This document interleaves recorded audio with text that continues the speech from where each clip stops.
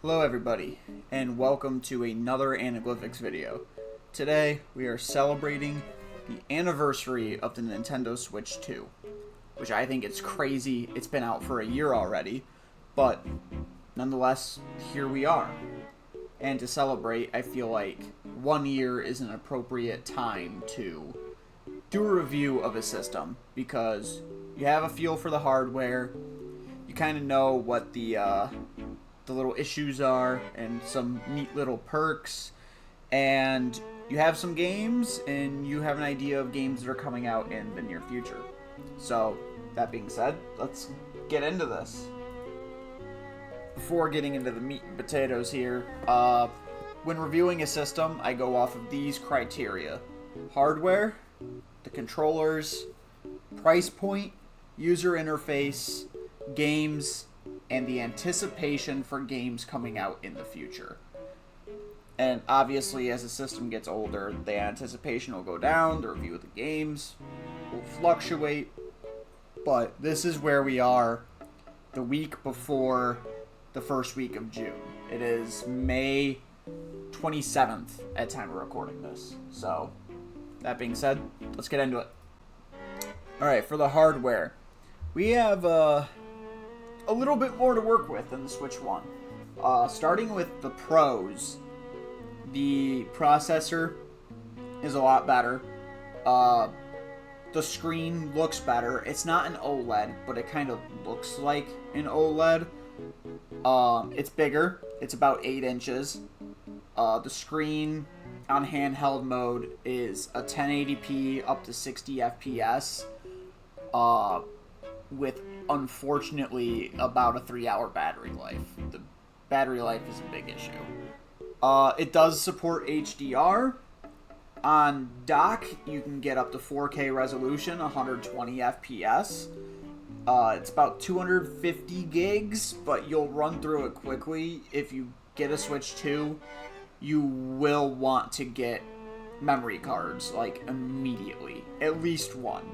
Games are a lot bigger on the Switch 2 than they are the Switch 1. What else we have here? HDR.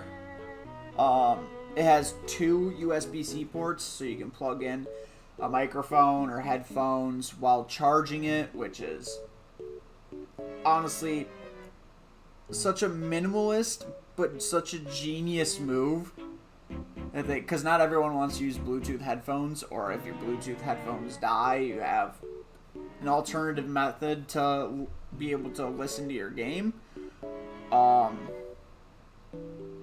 Yeah, overall, like I said, really the con is the battery life, and then it's a tad bit behind PS5, Xbox Series S. I would say, in terms of hardware for comparison, it's somewhere around maybe a PS4 Pro, maybe a little weaker than the PS4 Pro. So, because it's a little dated, I'd have to give it a 4 out of 10 in the hardware department. You won't really notice it.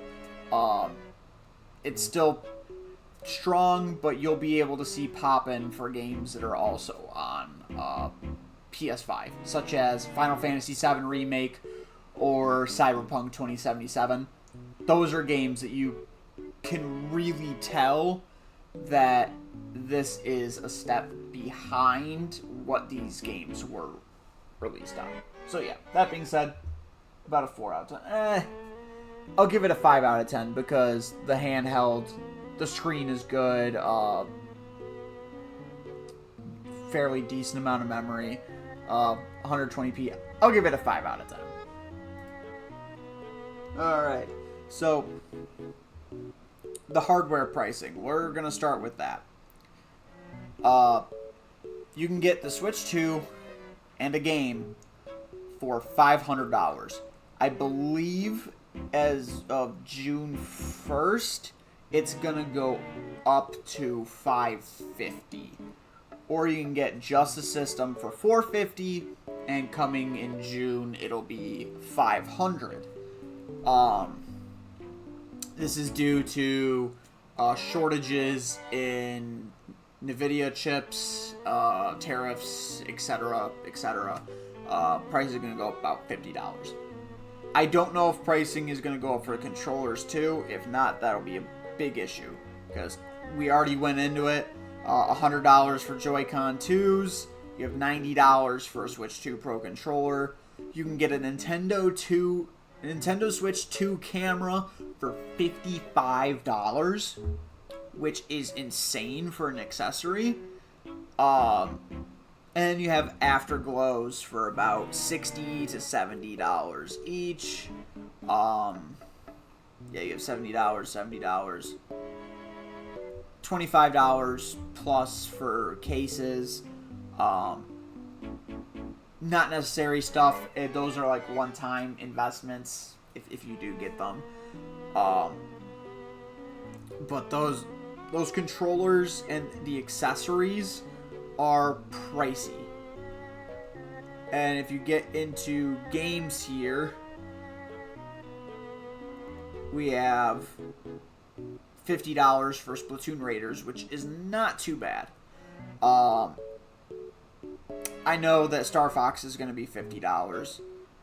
They made digital games $60. At launch, they were $70, which was problematic. But they did adjust it. You are still paying $70 to $80 for the physical version for the key cards. But digitally, you pay $60. It's standard pricing. Nintendo Switch 2 version, $20 upcharge, $80 for the full game. That's iffy. I don't like the Nintendo Switch 2 editions are $80. Same with Breath of the Wild, Tears of the Kingdom Switch 2 edition. You're paying $80.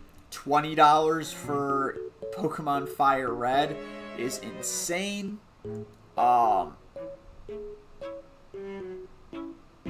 Yeah, you're paying $60 to $80 per game. So you have to be a little bit mathematical with the amount of games you want to get in a year. You want to be a little conservative. At least I do. I don't have the surplus of funds to just sit and buy game after game after game after game. But they're worth it. They're worth it.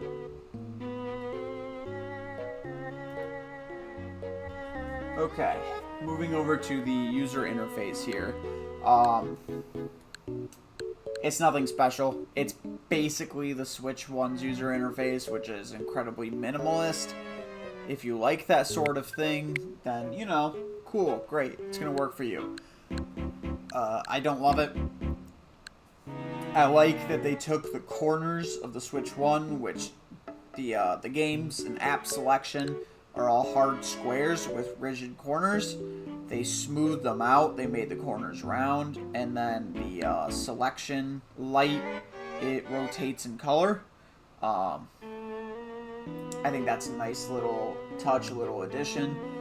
But overall, it's super minimalist. You're not getting a lot here. They made the color for dark mode a little darker. Bright mode is a little bit brighter. eShop looks pretty much the same. You're not getting really all that much. Switch Online. It'll probably kick me off. I've been having issues with it. Oh, it didn't kick me off. That's crazy. Game share, you know, they just add the settings and news and all that stuff down here. They could, if they wanted to do minimalist, they could have simplified it even more and made like 4 different selections on the bottom.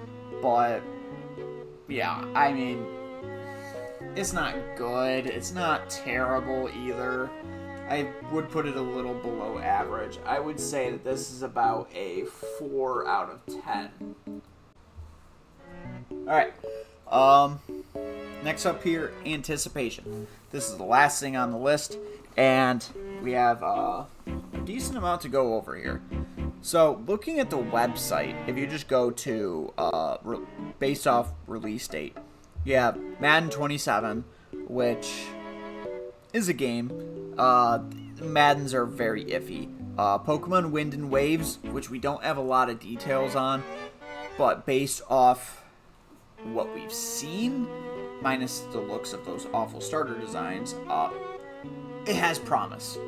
They definitely both have promise. Minecraft Dungeons 2, Lego Batman Legacy of the Dark Knight, which I know it's out on the PS5, PC, Xbox, etc.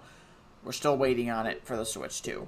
But I'm anticipating playing it on there. Being able to play it on the go is a perk if you're into that. Metal Gear Solid, there's a collection. Metal Gear Solid 4, Peace Walker, all sorts. Yeah, whole lot of Metal Gear Solid. Doki Doki Survive. I don't know what these are. Splatoon Raiders, which looks pretty interesting. So those are games that are officially listed, coming soon. Star Fox, which is basically Star Fox 64 4. Yeah, you have a lot of games that are coming out. And then you have ones that aren't official yet, such as the heavily rumored Legend of Zelda Ocarina of Time to celebrate the 40th anniversary of Zelda. Now, this is something that is rumored to be made from the ground up. It was made completely from scratch to fully utilize the power of the Switch 2. So if I had to imagine, I imagine the combat system's going to be reworked, items are going to be reworked, the story will probably be twisted a little bit. It's not going to be a one-to-one remake of 64. It's not even going to be a type of remake that the 3DS port of Ocarina of Time was, where they just made new assets, but other than that, it's just about all the same, other than the UI being on the touchscreen, etc. This is going to be all new. Think Final Fantasy VII Remake, think God of War, sort of, Ratchet and Clank on the PS4, I think is what it came out on. Yeah, this I am anticipating a lot. I have very high anticipation for that. There's also a all-new 2D Zelda codenamed Bernard expected to come out in late 2027, early 2028. That I think will also be a lot of fun.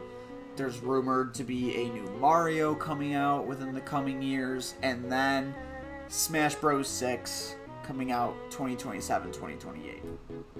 So that being said, I have to give anticipation a 10 out of 10. Nintendo knows how to make their first party games. They do an excellent job with it. Yeah, so 10 out of 10. I have no words. I have faith for the future. Okay, so the Nintendo Switch 2. We've gone over all 6 things. And just to summarize, the pros with this console: you can play on the go, just like the Switch 1. It has a better screen, better resolution, runs better. The controllers are larger and more comfortable.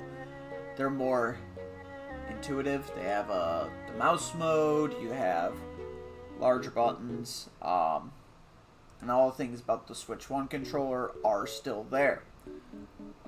You have 1080p, 60 FPS capped on the go. On dock, you have 4K up to 120 FPS. So, it runs well, especially with games that are meant for the Switch 2. It runs really well. The cons. Again, price point. As of right now, just the system is $450, with it projected to be $500 coming about next week as the time of recording this. If you get a game included. It's $500, projected to go up to $550 as of next week, as of time of recording this. Other cons, it is slightly dated. It'll be like, to me, it'll be like the Switch One, whereas it's dated at the time of launch, but acceptable. I am worried that by the time that this is done, we're 6-7 years in with the Switch 2. I'm worried it'll be as dated as the Switch 1, because the Switch 1 now is incredibly dated. Like, you can really tell this is old hardware. So it's a little bit concerning. And then mentioned the price points. It's not huge in the amount of games that are out right now. You can get a lot of games, but not all of them are really worth buying on this as opposed to on a PC or a PS5 or something like that. Going back to the games, I was reminded by mentioning the PS5. Games that are from this current gen of PlayStation and Xbox, when they're ported over, you can tell. Games like Cyberpunk 2077, Final Fantasy VII Remake, I'm expecting Rebirth to be the same way. Indiana Jones, you can see pop-in. That's really the only thing that is like a huge glaring difference, but there is pop-in, especially in like Cyberpunk when you're driving. It is very, very bad. Yeah, so we got our summarization done. Let's get into the scoring here. So, hardware, I mentioned, it's a 5 out of 10. Controllers, I give an 8 out of 10. Only issues are, I expect Joy-Con drift to happen, and the pricing. Pricing is a 4 out of 10. User interface 4. Games are a 6 out of 10 on average. My anticipation is as high as it gets. It is a 10 out of 10. If it could be an 11, it would. So that brings the total to 37 out of 60, which is a 6.2 out of 10. This is higher than the PS5 and the Xbox Series X. Out of the systems that are out now, I think the Switch 2 is the most worth it. The PS5 has been somewhat of a letdown. It is definitely better hardware-wise, and it's more expensive, but it's in the same relative ballpark pricing-wise. But game-wise, it kind of doesn't hold a match to the Switch 2, and the Switch 2 doesn't have all that many games yet. It's only been out for a year compared to 6. There are issues. It's one of those systems that I would encourage people to go buy it. If they want to hold off, I understand. If they wanted to get it day one, I understand.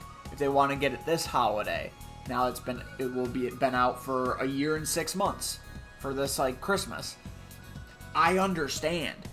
I expect most people who have gotten a Switch 1 will get a Switch 2 at some point by the time it's about its half-life phase.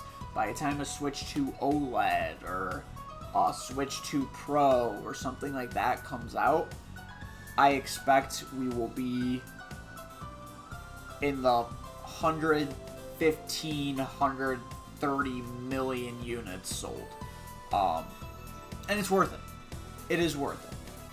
If you're willing to fork over the money, you're getting yourself a entertaining piece of hardware with games that can keep you amused for hours. It is a worthy investment. That being said, thank you for watching. Thank you for watching me ramble. There wasn't much of a script for this. This is a very on the dot, just I press record and go. So if you're able to bear with that, I do appreciate it. I'll work on more well-written content in the future. Yeah. Get yourself a Switch too. Thanks for watching, and peace.